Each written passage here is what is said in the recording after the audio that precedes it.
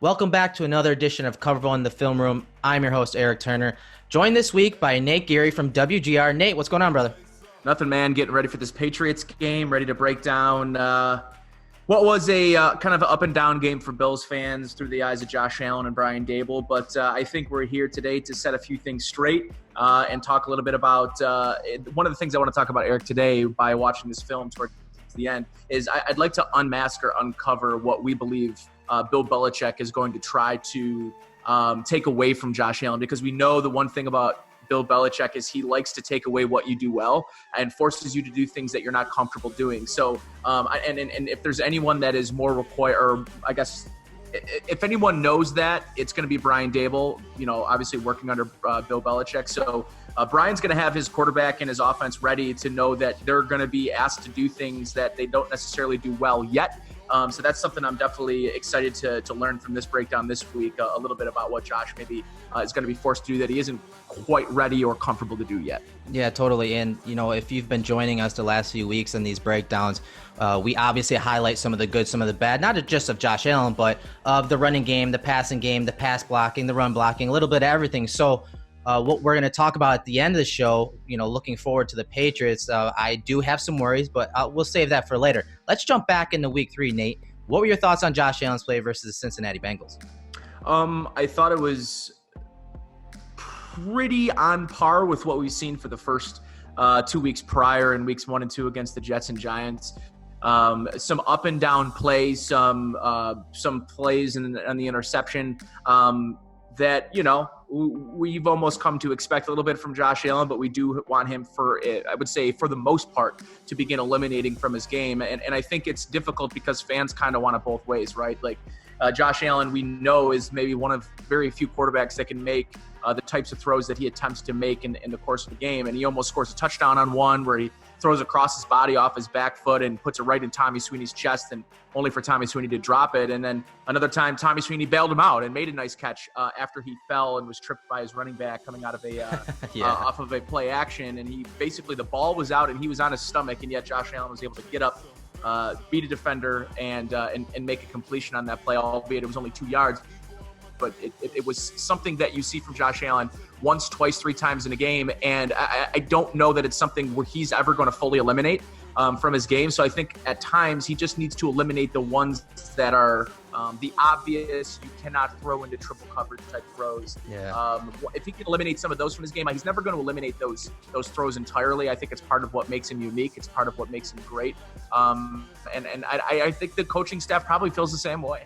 Yeah, I mean, he finished the game 23 for 36, 243 yards, 1 touchdown, 1 interception. PFF, charged the receivers with 3 drop passes. He was hit as he threw 1 time, and he threw away 1. And we're looking at the pass distribution charts here. And I think for the most part, he did distribute it around pretty well. I mean, I think he targeted 9 or 10 different receivers. Now, of course, a lot of that is in the first half, and I want to talk about this with you, Nate, because there's been a lot of chatter about first half plan versus second half plan and how we're coming out in the third quarter, and they're not, whether they're adjusting or not, they're not, obviously continuing the success that they've had in the first half. My opinion is that I believe that this staff and this organization has taken the approach of we have to maximize Josh Allen early in the play script. We have to get as many yards, as many big plays, and be as efficient as we can off a game plan, off of that game script developed during the week for Josh Allen to have success, and hope that they get up, a couple of touchdowns or have the control of the game early on, so that in the second half, then they can kind of mix it up a little more. And we saw that in the third quarter, they ran the ball really well, and they kind of got away from it, where a lot of people were saying, why are you being so conservative? I thought they were actually doing quite well in the run game, kind of switching it up on the Bengals defense, and we're running the ball quite well. What are your thoughts on first to second half adjustments, and are you worried about that going forward?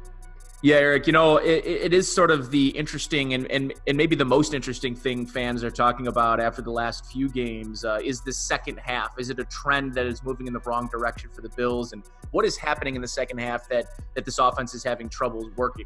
And I make the argument that I agree with you, that I don't believe it's an issue of becoming too conservative, but rather I think what it might turn into is maybe them overcoaching or coaching too much. And what I mean by that is, I think what ends up happening is the Bills have had such good success offensively in the first half, the first 3 weeks of the season. And I think most notably in that first half against the New York Jets, where the Bills likely should have had 17 plus points, but had 0 at half due to the turnovers, right? So they come out, and I don't believe that they were overcoached in that second half to come out, because the Bills obviously end up making the second half come back and they win. Right. But the last 2 weeks, part of the reason that they've allowed teams to come back into the football game isn't because they're turning into a run, pass, punt team. To me, it's because I think that they might be overcoaching or over-assuming that the defense on the other side of the ball is making a change at halftime that might force them to make significant structural changes to what they're doing against a team to win. And I think for the Bills and they think, listen, last week they had a lot of success in the first, I would say, quarter and 3 quarters of that football game. And right towards the end of the first half, they end up kicking the field goal. They make it 14-0. And then they go to the half and they come out and you would think, like, Nate, what are they doing? Why are they being so conservative, as you said? And yeah, they came out and ran the football, but they ran the football with good success. And that's not something that I think they should get away from just because they're worried that they might take their young quarterback out of a rhythm.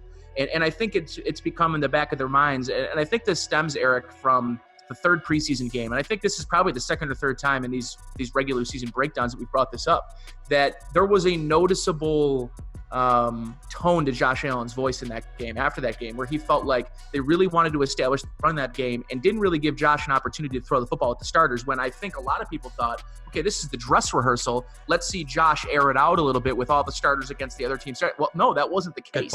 They wanted to run the football, and it was part of his excuse, and I'll use the word excuse because it was, of why he attempted to make that throw across his body that ended up being intercepted and subsequently called back. But I think what it goes into further is just the immaturity of your young quarterback. And hey, this is the stuff that Brian Dable is going to continue to coach out of Josh Allen. But at some point, what they need to do is stop worrying about making sure that Josh Allen is a part of the game plan and do what works. Your young quarterback will follow suit eventually. And I think that's where we are. And it's not a knock on Josh Allen. It's just part of his shortcomings that he'll continue to work on and hopefully continue to progress as the season rolls along. And hey, guess what? They're winning football games. It's all that matters. Quarterback is learning on the job. And I can tell you, very few teams enjoy that during a development process. Yeah, and listen, if Yeldon doesn't fumble that and they get up 3 possessions there, I think that was probably the biggest turning point. I know that we're going to talk about Josh Allen's interception, but obviously 2 mistakes, self-inflicted mistakes that really killed a lot of the momentum the Bills had, obviously. Those things aren't planned. And if you want to talk about getting conservative in that third quarter, I mean, that's your opinion. That's fine. But I do think when you talk about things that are working, if their plan was to run the ball, not just to protect Josh Allen, but in the game plan, because they were still up in that third quarter after the half. If they wanted to go ahead and run the ball, and they did it with success, why did they get away from it? Because as soon as they got away from it, as you said, that's when, Allen made that mistake of trying to force it. And we're going to break that play down. But as you see here from Football Outsiders, you're going to see the Bills in the first quarter DVOA offensively, their ranking is 18th, which I thought it would be higher, honestly, considering how well that they have played early on in games. In the second quarter, they're middle of the pack at 14th. In the third quarter, though, they are ranked 31st. And then, I mean, when it's crunch time and it's time to win a game, look at that fourth quarter and overtime. They are ranked 4th. And then late and close is they're ranked 6th. So, I mean, yes, I'd like to see them do better in the third quarter.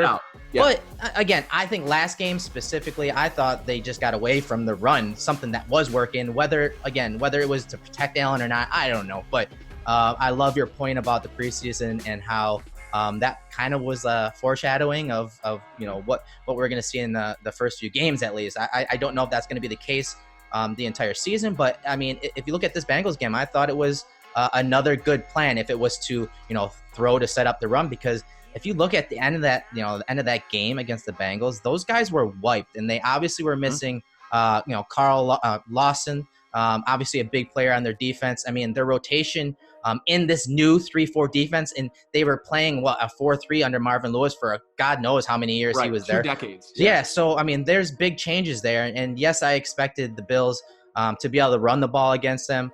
They obviously passed pretty well with Josh Allen in the first half too, but this is the NFL. You're going to have some ugly wins. And honestly, in the end, I think the fact that the Bengals came back and made it a game at home, and then Josh Allen comes in and, comes through in the clutch at the end, I think that all of that is a good thing. I don't care. They got the W and they got great learning experience and some film to teach on, right? I say this, and this is the final thing I'll say about it, is the first through 3 quarters, 1 through 3, those are quarters, those are mistakes that can be taught, they can be fixed. What you can't teach and what a quarterback can't be taught or have brought to him is the ability to be clutch in the fourth quarter. To me, this speaks to a trend that you could see get replicated over the other 3 quarters. If you saw a quarterback with great first quarter stats and the rest of the game goes downward from there, that to me indicates a quarterback that can exist off the script. This is quite indicative of Josh Allen and his ability to A, work off the script, but B, play his best football when his best football is needed. And to me, that screams a positive way more than it should suggest a negative. So from that point of view, and it's the last thing I'll say on this, is the fourth quarter, what he's been able to do inside the fourth quarter with that offense, bringing his football team back on a regular basis early on in his career. That's not something that can be taught. It's not something that can be acquired through years of service. It is simply something you have or don't have. And the fact that he does, it really bodes well for the future of this franchise, that they may have actually found themselves a franchise quarterback. All right, Nate, early in the first quarter, 2nd and 7 situation, ball on the 32-yard line. Bills come out in 11 personnel, and they run an RPO, something that, Allen kind of struggled with it last year. And this is a tough RPO to run versus this coverage. It's man coverage. Typically, you run RPOs versus zone coverage, but Beasley's one-on-one with this corner to the bottom of the screen. And as I let it roll, you'll see Allen, execute that little mesh, and he's reading Preston Brown over the middle, and we'll see that better from the tight camera angle. And then he's going to throw it to Beasley, and Beasley, as soon as he makes that break and he clears his frame of that DB, the ball's on him. But what are your thoughts on this play from Josh Allen, Nate?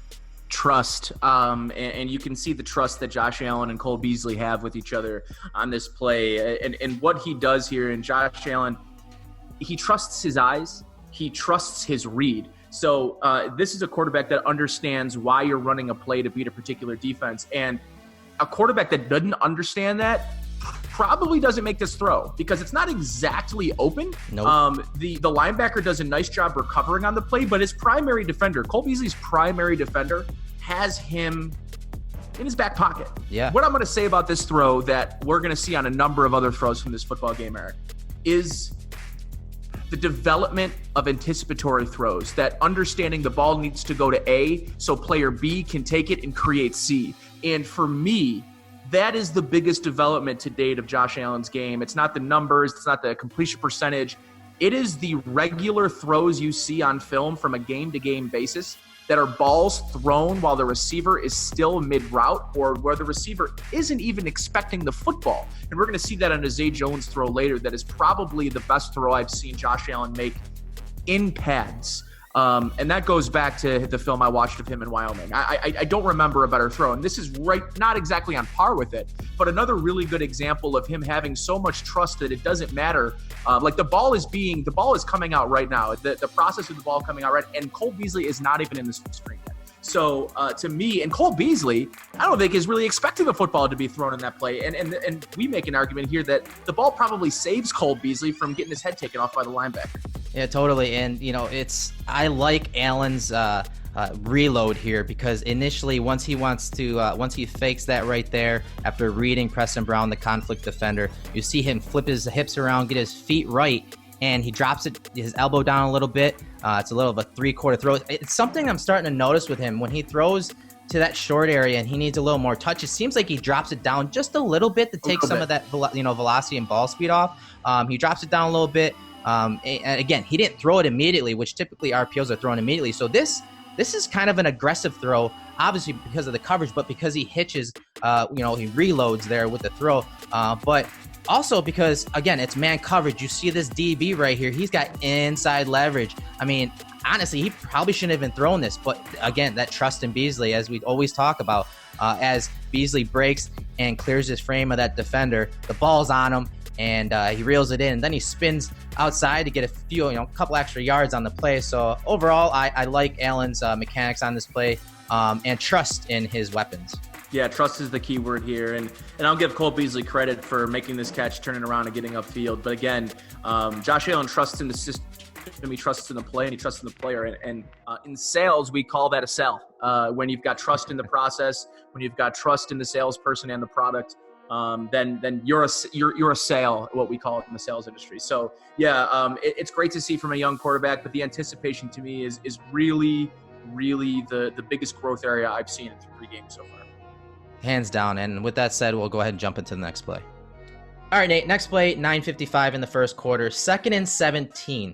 Keep that in mind when we watch this play. The Bills are going to bring out 12 personnel, and the Bengals actually drop into what is an inverted Tampa 2. So as I let it roll, what you're going to see is this corner right here is actually going to drop to a deep half. This safety is going to roll to a deep half. This safety is going to run into the flats there. So it's a Tampa 2 look. It just they rotate it differently. And the Bills are going to send those 2 tight ends into the boundary. Now, the pressure comes off Allen's left side from the field and late. This is something that we've seen ever since Allen came in the league. We saw it at Wyoming. He does have issues with this. Now, on the broadcast, Nate, they did say that John Brown should have gotten the ball now. I don't agree with that. I think John Brown kind of drifted into this linebacker. If that were the case, if John was the hot, you'd want him to kind of just turn and look and be the sight adjustment, not necessarily a hot route running his route. You want him to just turn and sit there so that Allen can hit him. But obviously, Allen doesn't hit Brown there. It was just a quick glance. He knows that this guy's coming, though. And to the top of the screen, you're going to see the routes develop. And what happens here is the safety plays this vertical route here by the tight end really well. He doesn't totally, go over the top with the tight end. He kind of plays 2 guys for 1. He keeps obviously Yeldon right here in the flats. And to me, Allen gets hit here pretty bad. He takes a big shot here, and the ball, gets out at about 3.1 seconds. And to me, we always talk about, how many hits this guy takes, and we need to minimize that, and the offensive line, this and that. Well, to me, this is on Josh Allen. He needs to get rid of the ball before this corner that's coming from, goodness, he's out of left field here. Allen needs to get rid of the ball here, right? Yeah, and I think too, one of the things I mentioned to you when I first watched this play is I don't think he ever truly looks to the left, either pre or post snap. I think really his eyes are staying to the left or middle side of the field to try to hold that safety, because I think what he thinks pre-snap is this is a cover 3, and this is a cover 3 look based on a 1 high or 1 high safety, right? So he's thinking one thing, the defense folds into another, and not only that, but they're bringing an unchecked blitzer. So at the line of scrimmage right now, Josh, if he doesn't feel this, which I don't know if I'm as confident as you are that he knew the blitz was coming. I think he might have, but he certainly did not have the type of anticipation or urgency you'd want to see from your quarterback with a free blitzer coming off the edge. And it's not just a linebacker. You're talking about one of the faster players on your defense as a free blitzer coming off the edge. So you have 2.5 seconds to get rid of this football, and when you don't, plays like this happen. Yeah, that's a great point, because, even though they bring that corner off the field there, it's actually still a 4-man rush, because you're having a defensive end or edge defender right there dropping the coverage. So it is still a normal coverage on the back end. It's not a blitz. They're not bringing one more than the offensive line has. It's just a basic creeper pressure. And I want Allen to minimize as many hits that he takes. And one way to do that is just get rid of the ball. See, this is the issue with him. 2nd and 17, he wants to go for the home run here. This is a check down, an outlet throw to TJ Yeldon right here, and you take what you can get. Even if he gets 5-7 yards, that puts you in 3rd and the chains, 3rd and 10, 3rd and 9, whatever. But taking this hit and the ball going in incomplete, it really puts you in a bind on 3rd down as a play caller and as a player. I don't want to see him take hits like this. You'll see it from the tight camera angle. I agree with you. I think he was just glancing. I don't think he knew that the corner was coming until post snap here. And then of course he is just rotating left to right, seeing how everyone rotates. And then he ultimately his options locks onto the right side. Yeah, that's where he wants to go. And I think he is. Just look at his feet. I think he is trying to hit one of these two tight ends over here. And what happens is those guys are covered up pretty well with the coverage on the back end. So this is something that I just want to see him get rid of it. I don't care. It sucks that it went incomplete, but even if you throw this to Yeldon or it goes incomplete, don't take this hit. You cannot take this big a hit when a guy's got full steam on you, right? Yeah, definitely from your backside as well. And right there, I mean, he pumps. I think he knows where he has to go. I just think he wants to wait the extra quarter second for one of those guys to open up one of those one of those tight ends. And I think what happens here is it's just good defense. That defender slow plays Josh Allen and understands that if his non-committal or his ability there to not commit really is the best defense, because what it does is it forces the quarterback to second guess, and that pump fake right there indicates that he felt like he knew what he saw and then last second he pulled back. So it's just unfortunate on this play because there likely could have been a play to be had on the backside or to the field to John Brown had he been communicated to that he was supposed to be a hot route on the play. But I mean, this is some of the things you're going to get with a young quarterback, no doubt. Totally, and your point on the pump fake, keep that in mind because it's something he's done really well so far this year, and it has opened up some things with him. Obviously, we saw it last week on that deep miss to John Brown. He actually moved the safety with that little shoulder fake, that little pump fake, and he did it again this game, and we're going to show that to you later. But a great point on that, and I think you're right. I think he was trying to just get that corner to commit to something so that it was a clearer read for him. Unfortunately, he takes a big hit and the ball goes incomplete. All right, Nate, the very next play, 9:28 on the clock, 3rd and 17. So we talked about in the prior play how he really made things difficult for himself on 3rd down. And of course, now Josh Allen comes out and proves us wrong. I mean, he bails himself out here by escaping the pocket and hitting John Brown along the sideline, a guy that in the scramble drill has done wonders for Josh Allen. Coming uncovered here. The defense basically, rotates into what is a cover 3 look. 3rd and 17, they're just playing the sticks, and you're having all of your routes get past the sticks. You see in the middle of the field, Beasley kind of sits in the middle and just past the sticks. But, Allen breaks contain and, gets the ball downfield for, I think it was like a 27-yard gain. But what are your thoughts on this play? We'll obviously take a look at it from the tight camera angle. It's only a 4-man rush, but obviously the Bengals did get pressure on Josh Allen. Yeah, and this is a play that I do truly, and the formation, the play itself, how the outcome of the play, these are all things that Bill Belichick is going to attempt to take away from Josh Allen this week against the New England Patriots. And I think it's just because you could go back to almost every game this year and find 3 or 4 examples of this type of play. A defensive end losing contain, especially to the right side, where Josh Allen can make that stop and start move on a defensive end. And unless you're Khalil Mack, there is nothing you're going to be able to do to stop this play if you are if you're a defensive end. You just don't have the athletic ability here to keep up with the Josh Allen. And he breaks the contain, gets outside. Now, of course, he could have a little dump off the TJ Yeldon. Yeah. A nice safe 5 to 7 yard gain, maybe 8 to 10 if TJ Yeldon can break a tackle. But no, that's not in the DNA. And in fact, this is going to be a reason, in my opinion, that John Brown gets to 1,000 yards for the second time in his career. Are plays like this, when things break down, when the offense becomes scramble rules, backyard rules, that's when Josh Allen is at his absolute best. And again, I think this is a part of his game that is going to be taken away this upcoming week. It's how Josh Allen responds playing inside the pocket. And I mentioned to you, I welcome that. I welcome a defense who wants to keep Josh Allen from within the pocket, because I think we're going to see a number of examples in a few few plays coming up here that indicates, fine, let him play from the pocket. I think he could beat you just as bad within the pocket as he can on a play like this with his arm strength and his, I don't want to say newfound accuracy, but according to the numbers, newfound accuracy.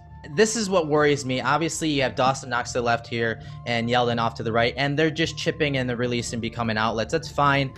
It's something we always talk about, empty protections, right? Or empty formations. And with empty formations comes, empty protection. And that's usually a 5-man offensive line surface. So the Bengals did a good job here of taking those 2 defenders off the left-hand side of the screen and slanting them inside and having that D tackle loop around. And off to the right-hand side, you're going to see Dunlap, double-handed swat Cody Ford's hands down, and he gets pressure from that side. This is what Belichick's going to do. He's going to attack you from Josh Allen's right side, where he likes to roll to. He's going to want to force him to his left and have this looping defender be right there. We saw it in the Jets games last year. We saw it in the Patriots games last year. When teams are able to do high-low him like that and force him to one side, I think that is something that we are going to be seeing a lot of when the Bills go to those empty formations, something they love to do, because that's really where Josh Allen thrives with his arm and his legs. But again, just like last week, he makes this defender, Carlos Dunlap, think that he's going to step up in the pocket. Greg and I talked about it last week. Thinks he's going to step up, and then he's just bouncing out wide, totally breaking contain. And again, yes, he could have thrown the easy check down, but look, he's not even looking over there. He's like, you know what? I'm going to go downfield. It's 3rd and 17. If for some reason they turn it over here, it's honestly not that big a deal, because I think it'd be at the 40-yard line or so of where the Bengals are at. As he rolls to the sideline, now he has a chance, as John Brown uncovers, to float it up and over the defender right here along the sideline, who is playing this exact sideline for a reason, because he knows that one of those targets has to come back short. If you're going deep, you got to come back in the scramble drill and become a target, and it doesn't matter. Allen has the touch on this throw, and he throws a little inside, which I'm sure kind of throws that defender off and throws off the corner that's covering John Brown. You expect with him rolling to his right, you think he's going to be throwing it towards the boundary more, but instead he kind of throws it on a line inside more, and Brown obviously uncovers and reels it in, and it's a catch that gets into his body to protect himself and the ball from the defender that's behind him. Yeah, it's a thing of beauty, dude. And what you got to be careful with is some of these offensive linemen are way downfield, but I guess it doesn't matter too much when I was looking at that earlier. I don't know if they actually are too far downfield, though. I mean, look where the ball snapped. Yeah, I guess you're right. It's close, maybe, but I don't think it's. I think they're pretty cognizant. They're right at the line of scrimmage. I think right about there, right? I think you're right. Either way, I looked at it. It caught my eye. I guess what this does is it gives respect to the fact that Josh Allen really just runs all over the place. The fact that it looked like they were 8 yards downfield I think says a lot more about Josh Allen than it does about those offensive linemen. Totally, but again, Allen. This is in Allen's DNA. This is who he is. This is the kind of stuff. It is risky here, but if he can do this a couple times a game, this obviously extends drives and jumpstarts drives. And, it flipped the script here from being on 3rd and 17 in a tough spot to moving the chains and, going on to a productive drive. So a good play by Allen, one that, obviously ended well, but it's something that I don't think you're taking out of his DNA. Definitely not. And again, I guess my point is, I don't think he should. I just think we need to make sure, and I know the coaching staff, and I know Brian Dable is he's got to pick his spots and know when you can make this throw and know when you can't. Because I think taking this out of his game would be a criminal loss to what I think is one of the more dynamic parts of his game. The Patrick Mahomes of his game are these types of throws. All right, Nate. Next play, 7:48 on the clock, 3rd and 2 situation. This is the play where Josh Allen is flagged for intentional grounding, but we're going to take a look at it from the routes and look at the top of the screen. It's a formation that we've always talked about. We were excited to see it in the preseason. It's called the Uptight End Set. So into the boundary, they have Dawson Knox on the line of scrimmage in line, and they have TJ Yeldon as the running back in the backfield.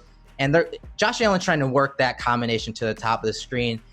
Honestly, think he was trying to force it to Yeldon here because of a matchup or game plan specific plan of attack of trying to get the safety, Sean Williams, up against the running back, whoever is in there, and you see the option route right there, and he does separate late, pushes off, separates late, but by then Josh is already in scramble mode and bail in the pocket.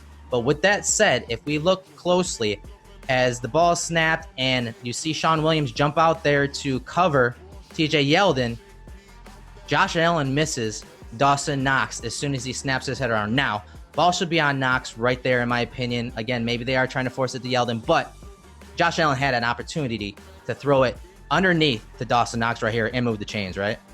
I'm selfish, and this was one of my favorite routes to throw. But I might have looked at Isaiah McKenzie right away too and let him right to the sidelines with his speed and his ability to beat that linebacker to the sidelines. But Josh, not understanding exactly what that corner that's covering Dawson Knox is doing, or maybe he does, and again, maybe you're right, maybe they're just forcing this. I would have looked to throw that football at the 15-yard line, out past the numbers, and just let Isaiah McKenzie go jog underneath it. But that's just because I'm selfish and I love that route, and that's one of my favorite routes to throw. Or have Beasley, who is replacing that safety who's coming over the top of Isaiah McKenzie. Either way, the wrong decision was made. More importantly, the way in which Josh Allen here, this play sticks in the back of Josh Allen's mind. There's no doubt about it to me. Yeah. This is a play that forces the interception later on.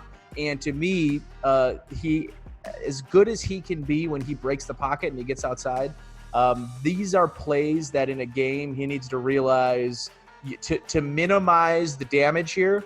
You're not going to always be able to beat defensive ends outside. And again, I keep going back to the New England Patriots point, but what you're seeing on this play, what you didn't see on the play to John Brown, is a little bit of consistency from that defensive end.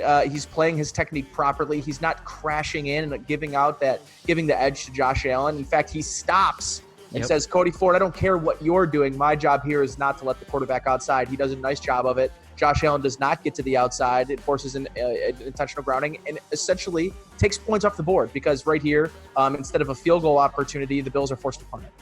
Yeah, it's a great point because Feliciano gets walked back here. And it's obviously right in Allen's face. It's a shallow drop, so he's pretty close to the line of scrimmage. And that edge defender sees where Allen is in the pocket, sees that he's setting up the throw, so he just stops and is ready to time that jump, especially with Allen looking to his right there. But it was a good play by Dunlap of containing and not being overly aggressive and letting Josh Allen break contain on him again. So he kind of learned from his mistake on the prior play that we broke down. But as Sean Williams, who is this safety right here, I mean, he's head up right on Yeldon right off the bat. And as he jumps outside here, again, Allen is looking at Knox right now. He's got to know that this corner is over the top and he's, a few yards off. He's got to know ball's got to be out now. I mean, right here is when the ball should be out. Knox is wide open. You see the corner and trail. It's a quick decision. I know you liked the throw, possibly to McKenzie over the top versus that post defender and then the linebacker right here. Obviously, I don't know if he has enough time to let that quite set up. And again, I think they're working the half field here. But either way, you can't bail the pocket right here. You got to get rid of the ball. You had an option. This one is on Josh Allen. Mm-hmm. No, I totally agree. And these are the types of plays that he's going to live and die by. It's just, when you're throwing the football and you're throwing it away, you've got to get it to the line of scrimmage. He's got to know that. But more importantly, he has to realize that on third down, what you can't do is take a negative play here. You're a borderline out of field goal range right here at the 30-yard line. Don't give yourself a situation where your kicker doesn't have an opportunity. Stephen Hauschka is one of the best percentage long-range kickers in NFL history. Give him an opportunity. Don't take points off the board for your team like he does in this play. Yeah, and, to add insult to injury, he takes a big hit here and watches his helmet snap back. I mean, it gets snapped off the turf there. You just can't do that. Again, got to minimize these hits. And a lot of the reasons that Josh Allen takes these hits is because he's usually top 5 in holding the ball and snap to attempt. And because of plays like this, he wants to extend plays. He wants to break tackles. He doesn't want to give up sacks. He wants to do whatever is in his power to extend a play and make a big play for his team. But this one, he obviously blew it from the get-go, as far as reads go and getting it to one of his targets early on. And then he just takes a big hit here. And, again, insult to injury. They obviously don't get points here because of the intentional grounding call. All right, Nate, 5:55 in the first quarter, 1st and 10. Bills are in 21 personnel, and they motion John Brown across the formation, and they settle into a twin set. You got McKenzie in the slot, and it's really just a two-man route. But we're going to focus in on John Brown to the bottom of the screen. It's a play-action fake from the right hash, and you're going to see Josh Allen unleash that big arm as he hits the top of the drop to John Brown. Now, it's a little high, but let's keep in mind here, the wind here, obviously it was a factor in this game from the beginning. Josh Allen's thrown against the wind here, right, Nate? So this was a pretty big throw here from Allen, and one that obviously always caught the scouts' eyes. Yeah, you couldn't hand it off to him this good from that distance. Like, I don't know if everyone could appreciate how difficult this throw is. On time, I mean, the trajectory I mentioned, it was a frozen rope. And to quote the very late, great Dr. Evil, he's got laser beams attached to his freaking arm right now. Like, holy cow, this throw is really, it's just everything. I mentioned to you, Erik, I think there's maybe 4 guys on planet Earth that can make this throw. 3 of them currently play in the NFL. The other is Brett Favre. And the other 2 guys to me are Patrick Mahomes and Aaron Rodgers. And honestly, Aaron Rodgers might not even be able to make this throw like he used to anymore. But 1.25 seconds, I think he goes from hash to outside the numbers, essentially the sidelines. Like, that is just an unbelievably difficult throw. This is a 10 out of 10 on a difficulty level. Again, it looks pretty straightforward. It really doesn't look like he's putting a whole lot into this football. It looks like another ball. And the idea here that he gets that over there in less than a second and a quarter is just absolutely absurd. Yeah, it's just one play. There's not much to break down except for just be in awe of this arm strength, because this is when that arm strength. You talked about it last week with Greg about when arm strength matters. This is one of those plays where he's driving it from the far hash to outside the numbers along the boundary against the wind. This was just obviously it gets there in a hurry, and the location isn't too bad. John Brown reels it in, and the chains are moving. All right, Nate, 3rd and 6 situations. So obviously a critical down and distance, ball on the 45-yard line, 3:53 left in the first quarter. And we are rolling into the high-low combination pass from Josh Allen to Zay Jones over the middle of the field. The defense shows, a too high look initially, but you're going to see this safety right here drop down into the high hole into a cover 3 buzz look. So this is a cover 3 look. And Josh Allen is reading this defender right here, the linebacker. If he jumps this little whip route by Beasley, that means that Zay Jones is going to be open over the middle. And that's exactly what happens. And he anticipates the throw. Placement is perfect. Obviously gets his legs cut out from under him. But this is something that we're starting to see a little more of. So I went back and looked. Someone mentioned it on Twitter about how often Josh Allen is just standing in the pocket. His drops aren't that deep.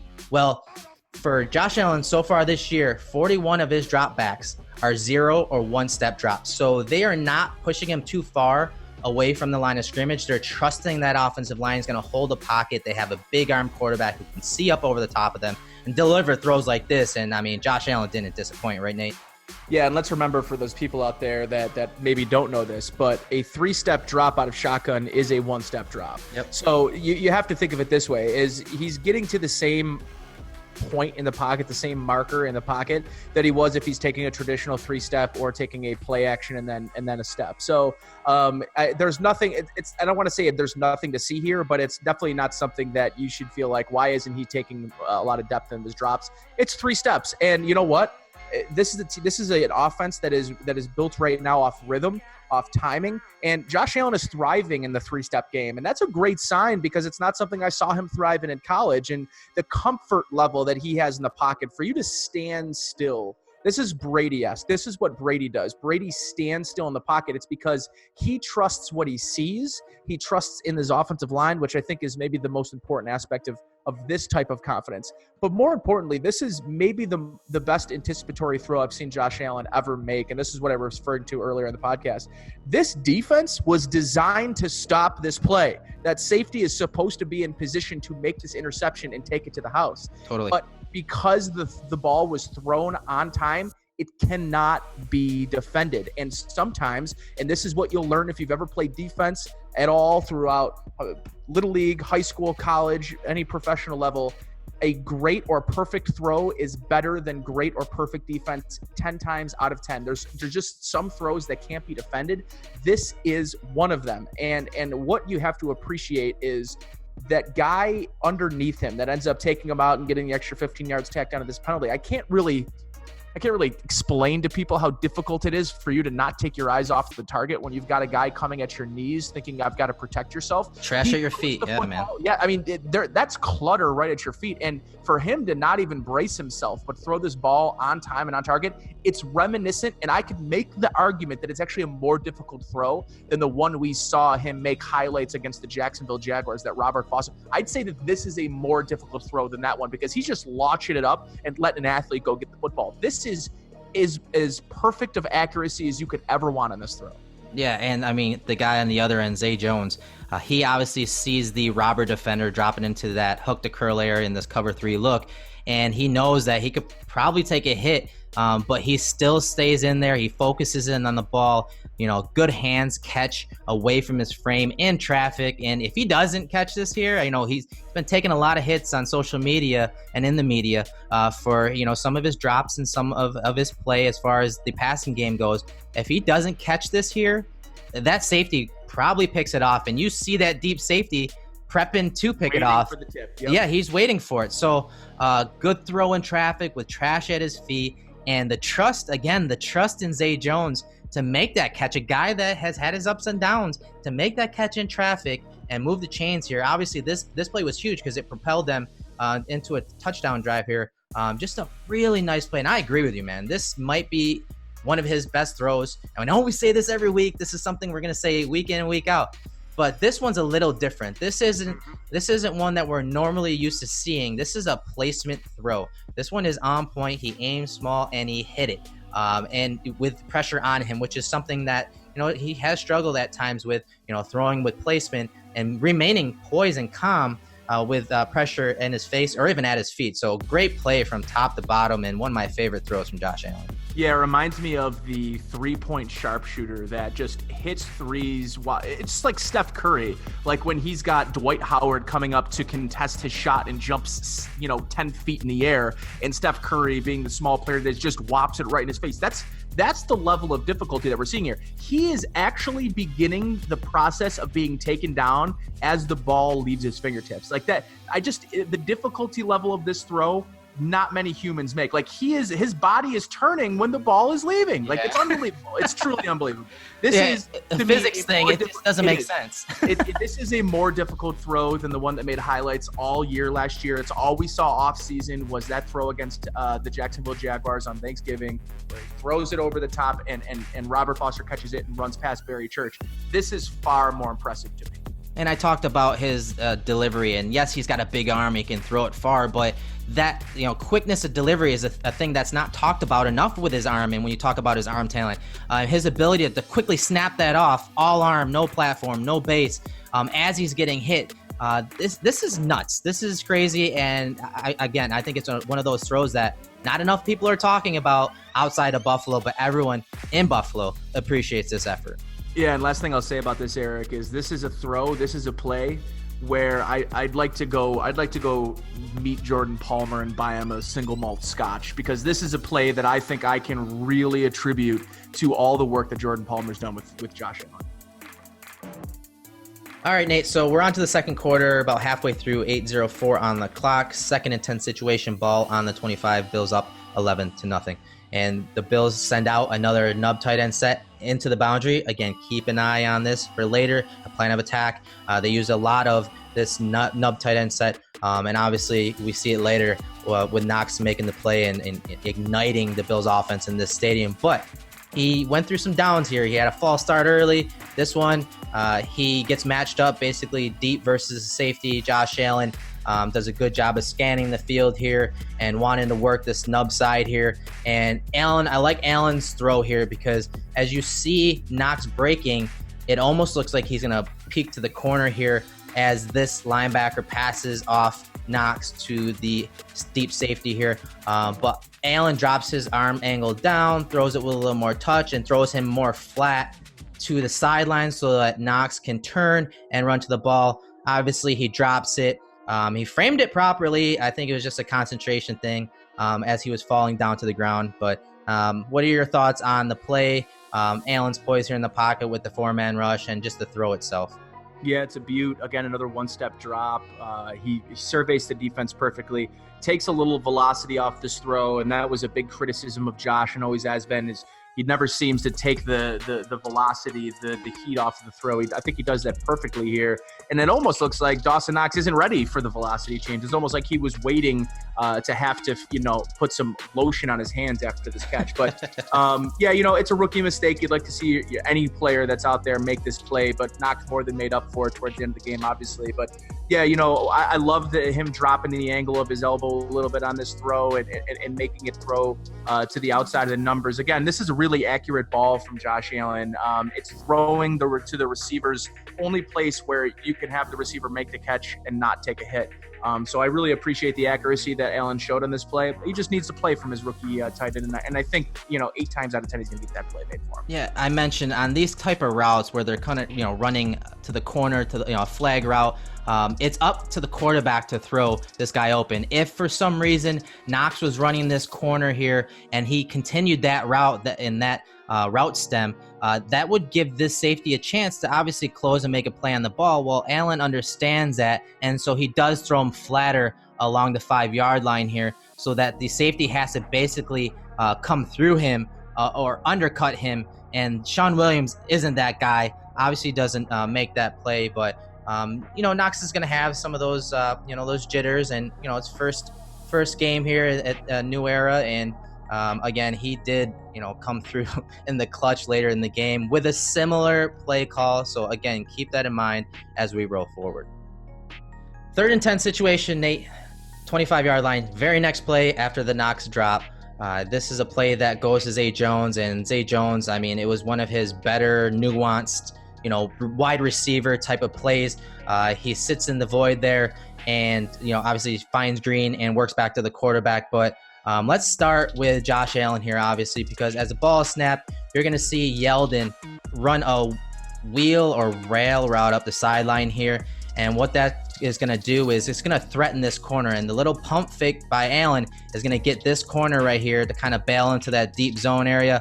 You see a little pump fake right there. That gets him to bail, and that helps Zay Jones uncover. Zay works back to the ball and obviously converts this with a really nice outstretch run after the catch. So what are your thoughts on Josh Allen's nuance in this play, the little pump fake, which is something he's starting to use so much more this year?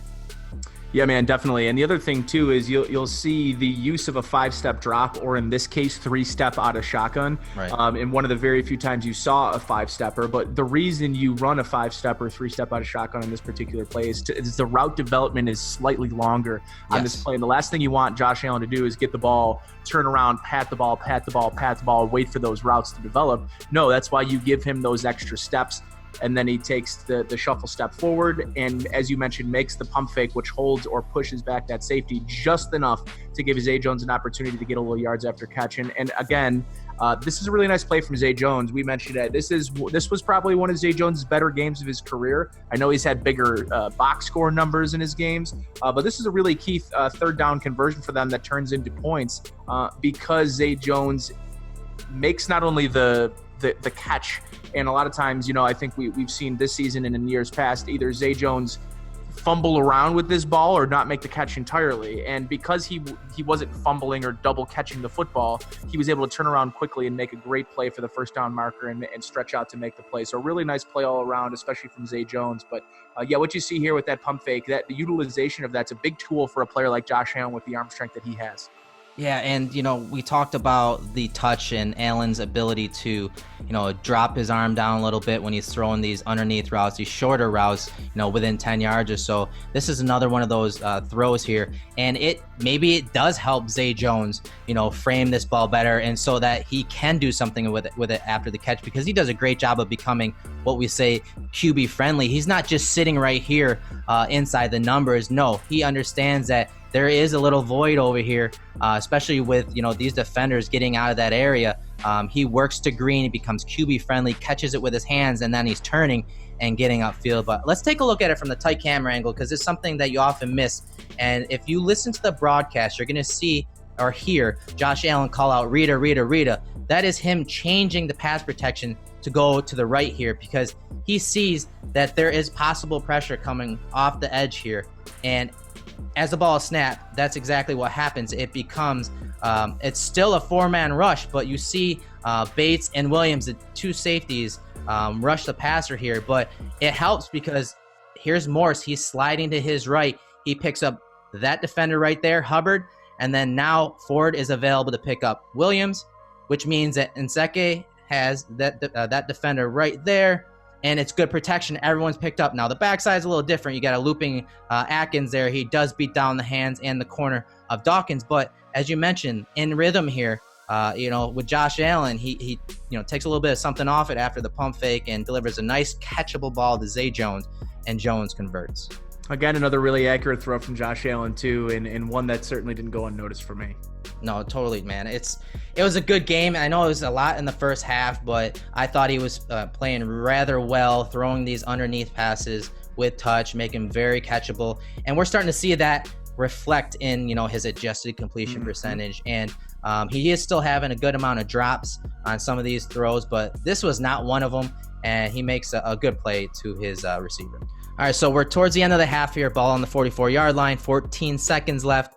Bills are up 14-0, and a play that I know a lot of draft Twitter and Twitter itself is looking to when they talk about Josh Allen. Now, this is one of those plays where he fails to hit Zay Jones deep, but there's a bigger reason behind this, and I don't think it's necessarily the throw. I think it's his composure on this play and what happens pre-snap. So let's set this up. You're going to have empty protection. So everybody's going out into a route. You have Zay Jones dipping to the corner here. They're flooding that side of the field, and it's a pretty good play call with Yeldon and obviously Zay Jones going to the corner. Yeldon even running a little flood out route to the sideline there too, and he's got his underneath help in Knox into the boundary as well. But I want to show you what happens prior to this play because Allen actually changes the protection. I went back and I listened to the broadcast, and you hear center Mitch Morse call Linda here, which is basically kind of like the last play you heard Rita. They wanted that protection to go to the left. But you see Allen right here point out these defenders over here as if the blitz is going to come from that side. So it seems or appears that Josh Allen changes his protection. Why is this important? Because the pressure actually comes from the left where Mitch Morse had obviously set the protection, and it's disguised really well. It was just like earlier, disguised really well off this slot receiver here, and he's an unblocked defender now because the protection went right. Allen's kind of panics and climbs the pocket, throws off balance to Zay, but it's missed. So Nate, what are your thoughts on this play, man? I mean, obviously it was a play that Josh Allen probably kicks himself for. Yeah, if it was thrown more like the incompletion of Dawson Knox, and less like he was hoping that he'd get to that front pylon, I think this is a really positive play. Is it a touchdown? Maybe not, but I think it's a positive play. I also think he jumps the gun a little. I think he knew he messed up the blocks up front and hands down. And I think that probably affected his thought process on this play. He actually, I think, had enough time to maybe step up and make an accurate throw without having to almost freak out or sort of lose his cool within the pocket. The defender didn't take exactly what I would call a great angle towards the quarterback to make a play on him. So, yeah, this is definitely a negative against Josh Allen. What isn't, though, again, is I love the play call. I love the route concepts. And I love what Brian Daboll's doing. I mean, I think I might have mentioned this to you yesterday when we were texting back and forth talking about this podcast, is one of the things that Freddie Kitchens hasn't been doing well is creating success through his technique and through his scheme. And he's setting Baker Mayfield up in a lot of cases for failure based on the route concepts he's running. It's quite the contrary. It's inverted for Josh Allen and Brian Daboll. Brian Daboll is giving him all of these, it's not, he's not reinventing anything. He's not making up routes on the ground or with his finger, but what he's doing are creating concepts that allow you to win against multiple different coverages. So that gives a young quarterback like Josh Allen the ability to stay within a play, even if a defense comes out in a man and switches to a zone or vice versa. So what I like about this route concept and this play in particular, even though it didn't end up being successful, is the nuanced route running, the scheme, everything that's going on around him. Josh Allen just needs to, in this case, trust his veteran offensive line and Mitchell Morse that they know the right play to call on this one. Yeah, I mean, Morse and Allen talked about it in the offseason that in the end, the quarterback gets the final call and the final, protection call there. And you see the difference it makes, because now with the line kind of sliding to the right, which on the screen is to the left, you see Morse, he is watching, obviously, this defender, right here. And what would have happened if they kept it the same is, as these defenders are crashing inside, again, it's another one of those creeper pressures, and you're having that corner come off the edge there. You'd have more sliding this way. You're having everyone sliding this way, so that as this happens, as this defender right here comes across Spain's face, Spain could pass that on to Morse, obviously, then, kick out here, and then maybe have Dawkins kick out wide. I mean, it would be better protected, and it would allow Allen to probably step up into the pocket up this way calmly and smoothly, transfer his weight, and make a better throw. Instead, he's, again, as you said, after the snap, he knows he screwed up. He knows that the protection is not right as they rotate, and he panics a little bit and climbs a pocket, and he throws it off his right foot deep here, and it's a low percentage type of ball, and it's no surprise that it went incomplete. All right, Nate, third quarter, 3rd and 7, ball on the 43. Bills are up 14-0, and it's the infamous hero ball moment by Josh Allen. He gets a little motion from Cole Beasley, showing his man coverage, and I believe that they are actually trying to target Frank Gore right here out of the backfield, one-on-one with this defender right here. But none of that even matters, honestly, because Josh is pressured quite quickly and looks to bail the pocket, fades away, and throws an interception here. So obviously talk about, maybe what transpired earlier in the game and how that sat in the back of his head and why, maybe it led to this interception. Yeah, throw to Frank Gore's feet, or heck, maybe even throw it in his breadbasket and let him make a play with this football right away. I think the back of his mind is the intentional grounding that happened earlier in the first half that cost his team 3 points.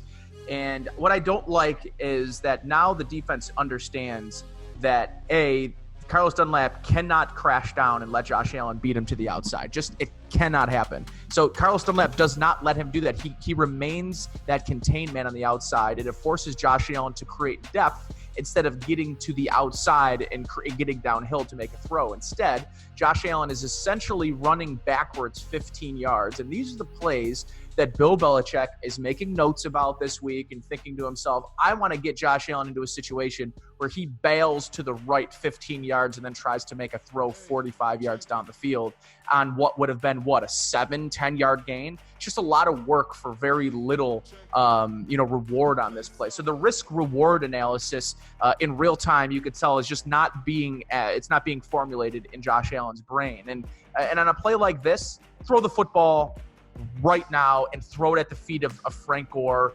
Get yourself to the next down. Get a punt. Stay upright. Don't take a hit.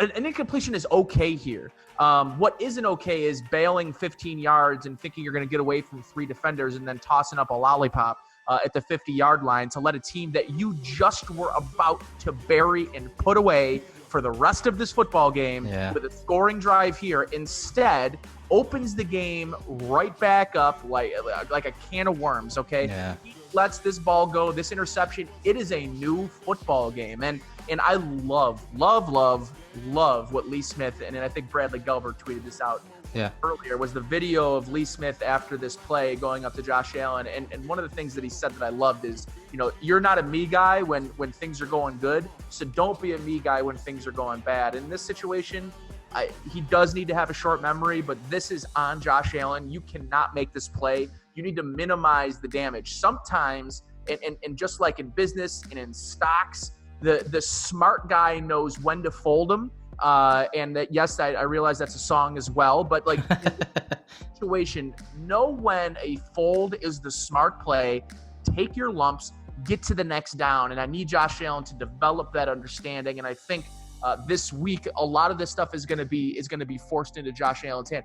They're going to force pressure up the middle to try to get Josh Allen to the outside, to the perimeter, so that they can contain and they can dictate what Josh Allen does. And Josh Allen has to be smart enough to realize that I beat them on this play a few times. If I could hit Frank Gore and get his head turned around quickly and Frank Gore makes this catch, they're going to stop doing it to me. You know, like he needs to understand that. So that this is going to be something I think we see a lot in week 4.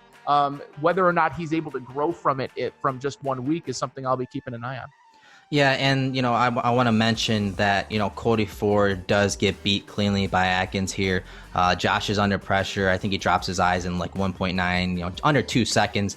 But, the injuries to the right side, is Feliciano going to be there this week? Inseke actually was, he was banged up too, man. His knees were bothering him, and in a couple of the plays from the coach's film, you see him after the play kind of, limping around, not able to run full speed. So this is something to pay attention to, because the Patriots defense is really damn good right now. And they're good early in the season. Normally it takes them a good month to figure out their pieces on defense and figuring out the right, right fits. But they're hot right now on defense. And, when you have plays like this from a young quarterback, Bill Belichick can scheme up these type of turnovers to happen. Then you got Tom Brady closing out and putting up points on the offensive side. The Bills don't stand a chance against the Patriots if Josh Allen makes plays like this. All right, 1st and 10, ball on the 40-yard line, 4:29 in the third quarter. It's a play that the Bills take a shot deep. This is almost a similar play that you mentioned earlier in the breakdown versus the Jaguars. Foster runs a little Dino post deep, but the defense, they nailed down this coverage. It's a cover 3 rotation, but with this receiver coming across the middle and sitting in the middle of the field, you're going to have this deep post safety. He's going to nail that down or slice it, and you're going to have a replace by William Jackson deep as Foster runs that Dino post to the corner, and it's just good help coverage, good, obviously discipline on the back end. This is something that teams are doing a lot better of, defending these, deep posts and a lot of those deep crossers that we saw the second half of last year. Defenses are adjusting. They had a whole offseason to game plan and to come up with ways to stop this. You're going to see the play action fake by Allen, half roll. I don't like the half roll to the top of the screen here with Zay Jones and Lee Smith blocking because as Allen has to step up here, and after that play fake initially, it really kind of makes Josh Allen blind to this defender, which is why that he actually threw it when he probably shouldn't have, knowing this normal cover 3 rotation that the Bills do better than pretty much anyone else in the league. So what are your thoughts on this play design? And kudos to the defense on this one, right? All right, I got a good another good analogy for you on this one, Erik, for those fishermen that are listening.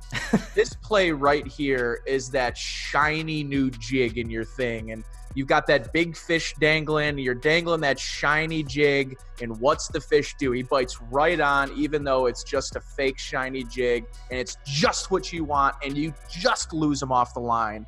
And on this particular play, the defense does a perfect rotation. This is bait job 101. It makes your quarterback think, wow, I've got the deep shot. There was nobody over the top, but this inverted coverage tricks the young quarterback. And listen, Josh Allen wouldn't be the only quarterback tricked on this play. This is a really, really nice rotation by the backside cornerback. But I want Josh Allen to see that John Brown is sitting wide open in the middle of the field for an opportunity to make a big play that's actually available to him, not the touchdown. So, again, to your point, there's not a ton to take away from this play other than he got fooled by a defense that made a really nice rotation on a play. And listen, the Bengals defense is not the worst defense the Bills will face this year.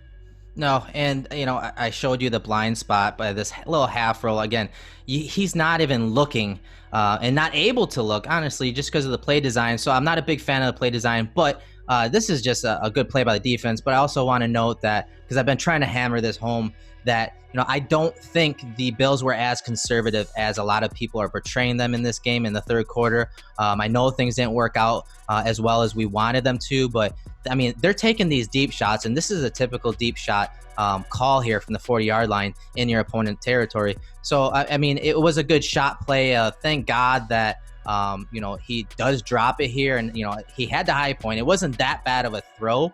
But he was fooled here. But the Bills obviously, and Josh Allen, after throwing an interception just a few plays prior, live on to fight another down.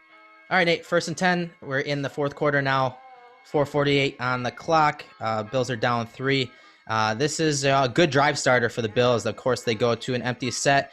And, a lot of people were talking about after this game how they thought that Josh Allen was timid and afraid to throw on that final drive. I mean, this is how we starting off that exact drive, that comeback drive. This throw to Cole Beasley to the top of the screen. And honestly, he probably shouldn't have even thrown it with 3 guys in and around the area of Beasley here. But he throws it hot, and it's a little high. Beasley obviously bails him out here, and, it's a good drive starter. A lot of times, drives are dependent on how you start that first play. And this was a play he went to a guy in the short area that he trusts, obviously, with this throw. And Beasley helped him out, and it was obviously a good start to the drive. I apologize to the person that may or may not have tweeted this out, and I think it was Josh Reed at Channel 4, but I might be wrong on it, that Cole Beasley, through 3 games and the, I think, 21 catches that he currently has, 17 of them have come in the first half and only 4 in the second half. So I am actually open to Josh Allen forcing the ball to Cole Beasley in the second half. It's one of the reasons they have so much success in the first half, and I just think it's not carrying over to the second half. And I think, Cole Beasley in each one of the 3 games has come out to hot starts and then really just doesn't get heard from again. So they need to keep utilizing Beasley. Beasley is an extension of the running game. And I think that Bills fans should understand that, but I think the team understands that they just need to utilize it a little bit more frequently. Yeah, and, I did see that tweet, but my counter argument to that is don't tell me quantity, tell me percentages of those throws, because the Bills haven't thrown a lot in the second half. So of those throws, what percentage went to Beasley? I think that is a better way to kind of gauge that statistic. But the point is still there. The point is still there, especially in these short area throws. If your offense is struggling, which they have, struggled a little bit in the second halves, these are, as you said, extensions of the run game. And, obviously Allen and Beasley have worked on the rapport the entire summer. And I mean, this is a nasty route by Beasley to uncover versus a guy that we know isn't a cover guy in Preston Brown. And just a nice route of separating, getting into the open area, and helping his quarterback start this drive off right. All right, Nate. So 2nd and 17, fourth quarter, 4:35 left on the clock. Bills are down 3 points, 17-14. Ball is on the 29-yard line. So tough, down in distance, and we're going to see a similar play to what we saw earlier that Dawson Knox dropped. Slightly different coverage, but it kind of falls the same way. And if we're looking to the nub tight end side, I was asking around because this is a split field coverage. It's a little different because at the bottom of the screen, it's more of a pattern matching coverage. It's not a normal cover 2, but to the top of the screen, the Bengals like to basically attack these nub tight end sets, especially into the boundary, with almost a cover 2 look. And so when the ball is snapped, you're going to see this corner sit in the flats. And the floodgates open, baby. Yeah, and right there, that's when he jumps that little hitch or curl route by Frank Gore, and you have a split field safety and Sean Williams, who they attacked the entire game, playing a half sitting field. in no man's land right now. Yeah, he really is. And you got Knox turning his head, and he's making his way to the corner here. Easiest throw Josh Allen had all day. Hands down, man. Hands down. And we'll see it from the tight camera angle. He's smooth. He knows it's there as soon as the ball is snapped. And you'll see he doesn't stare it down like, sometimes he tends to do. Very good eye discipline. Nice delivery.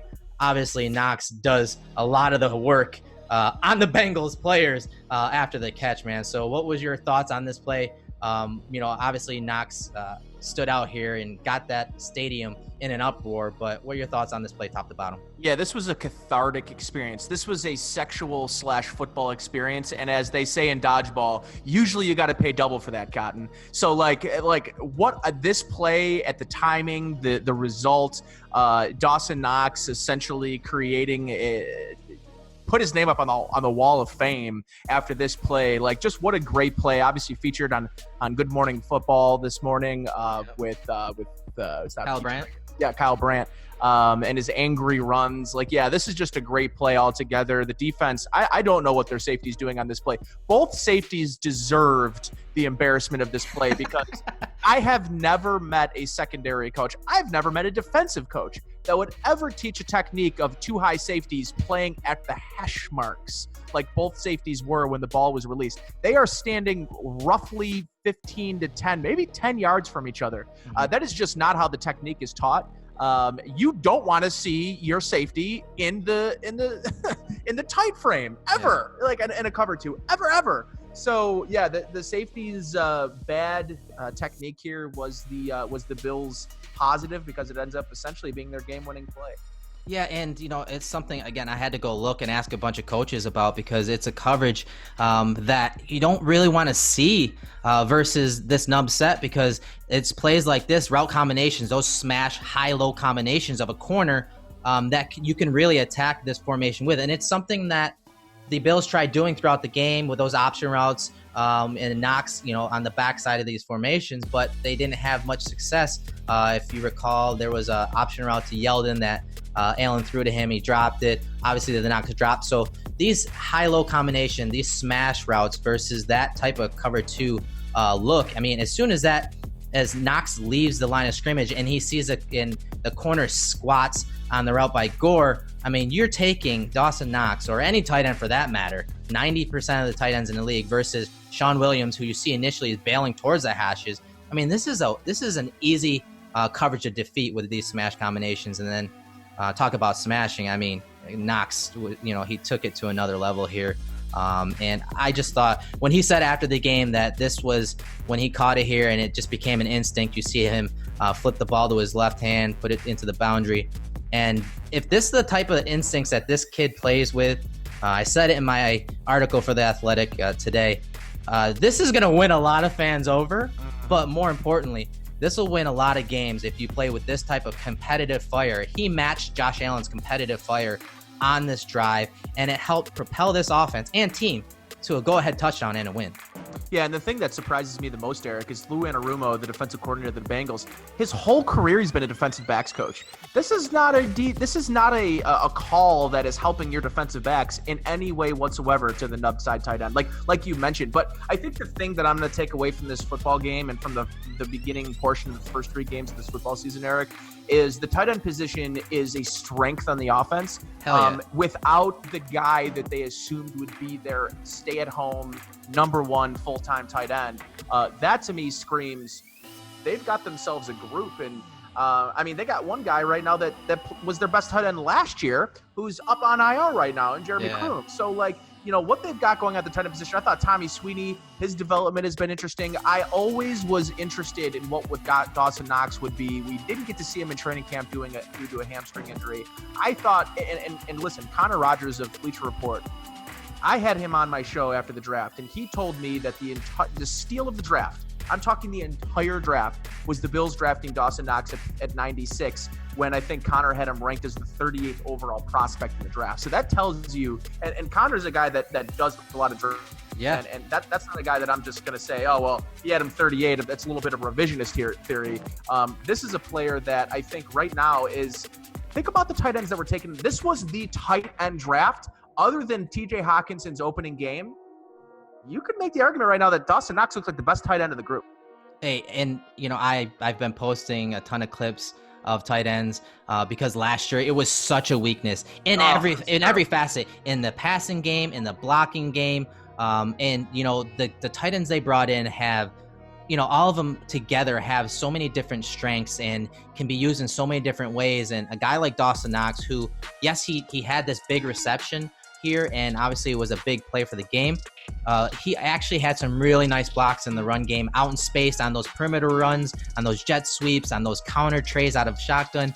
He put together a really good game, all-around good game, along with, your typical Lee Smith is a mean motherfucker. On the goal line, he was just, he was mugging guys and just taking their will away from them and beating guys down. Sweeney had a couple plays here and there, but I think you're starting to see what a guy like Knox can do in this offense. And this little nub tight end set, this is a staple that you have seen for many years by the Patriots. Your James White's running that little option route underneath. You're having their tight ends and Gronk and whoever running those routes down the seam, over the middle, and even to the corner. So this is a good sign. If the Bills can start to augment their offense and with concepts like this, it's making defenses have to obviously study it and game plan to stop it, because if you do not, this is what happens. You can't play a cover 2 type concept versus this nub tight end set. And when you do, it loses you a game, and it gets a couple of your players chuck sticked by Dawson Knox, the rookie tight end from Ole Miss. All right, Nate, that was a fun breakdown. We obviously covered a lot of ground here, so I want to take it, from the top. Obviously, not just the Bengals game. So 3 games down, almost a quarter of the season finished. Right now, Josh Allen is sitting nice and pretty at number 3 overall in adjusted completion percentage. Obviously, that takes away any type of throwaways, spikes, batted passes, or throws where he was hit as he was thrown. So he's number 3 at 81.3% behind Dak Prescott and Gardner Minshew. So start there. What are your thoughts on this? Obviously, these advanced stats from Pro Football Focus. And is it something that as the sample gets larger, is that something that you expect them to kind of fall back towards the middle of the pack based on, the way the offense is shaping up so far this year?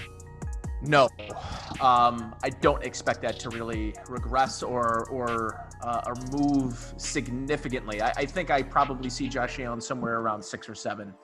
Based on what he's being asked to do in the offense, based on what he's done, and based on the fact that I think he'll get better as the season moves along, not worse. So especially with the schedule, especially with some of the defenses that they're playing, it's a pretty transcendent. And I said transcendent during the game, and people tried to take me to the woodshed for it. And I'm like, you go ahead and you show me a quarterback who ranked last in adjusted completion percentage a year ago at 64% and has raised that nearly 20 points in a 3-game sample. And you can't tell me that the word transcendent doesn't come to mind? Like, give me a break, people. That's quite the jump.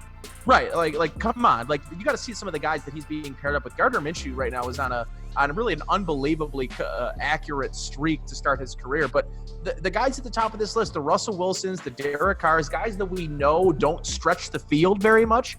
Derek Carr ranks up there, and I think we both know that Josh Allen's yards per attempt is going to be significantly more than Derek Carr. So that's what makes it more impressive to me. I don't think it necessarily goes up, but I don't really see this thing going down very much. Yeah, and I talked about it at the top. I like what the staff is doing in their play scripts, and they're having a lot of success in the first half. And I don't know if they're going to continue to throw to establish the run. But what I do know is that they're doing a better job of game planning. And I always talk about this. That doesn't just start with the staff. That actually starts with the video assistants, the scouts, those pro scouts that are watching film on top of film to find tendencies in their upcoming opponents, studying those 4 to 6 or more games prior to going into the game, and relaying and communicating that to the coaching staff. That communication and that bridge that has formed has obviously been showing up really well, especially in the first half of these games. So I don't expect too much of a drop off. I expect them to continue to have pretty good play scripts that give Josh Allen some easy layups and high efficiency plays.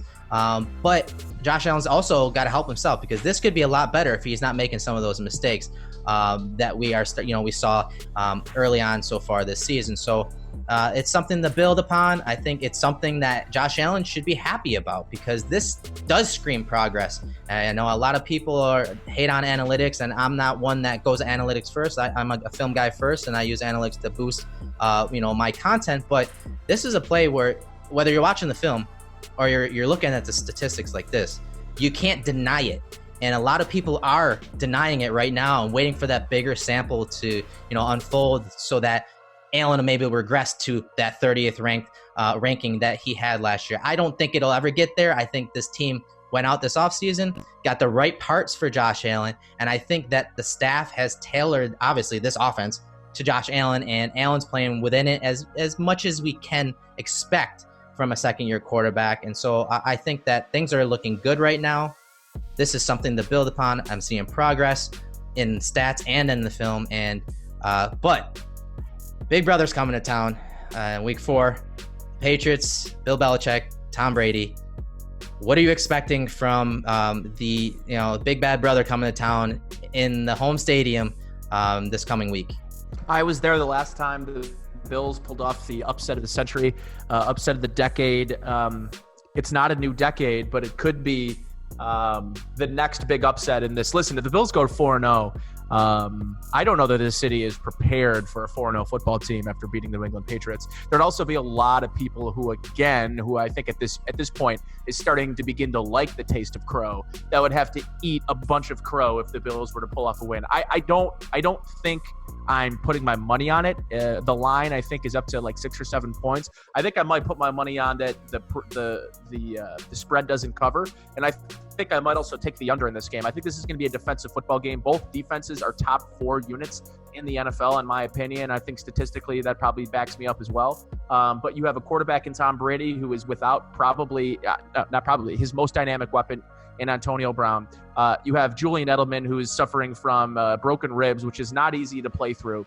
And you have Josh Gordon, no Gronkowski, and Marshall Newhouse is starting at left tackle for the New England Patriots. And I don't care what Dante Scarnecchia is. He is not a damn wizard. He is not a sorcerer. He is human, and there's nothing that human could do to hide the mole that is Marshall Newhouse on the left side of that defensive line. I see a game that is probably going to be in totality score less than 30 points. And if the Bills are on the right side of it, it wouldn't shock me. And it wouldn't shock me if the Bills were on the wrong side of it. I just don't think this is a game that people are talking about a 31-3 or some high scoring affair where the Bills just get blown off and taken off the field. I think the Bills are a good football team. I think they're going to show it this weekend. Even if they lose, I think a lot of people will walk away from a football game this week in a loss and still feel good about where their team is. So I've been preaching all offseason about how is Josh Allen going to handle pressure? How is he going to play versus the blitz? This is from the game last year, and you can see he wasn't blitzed all that much.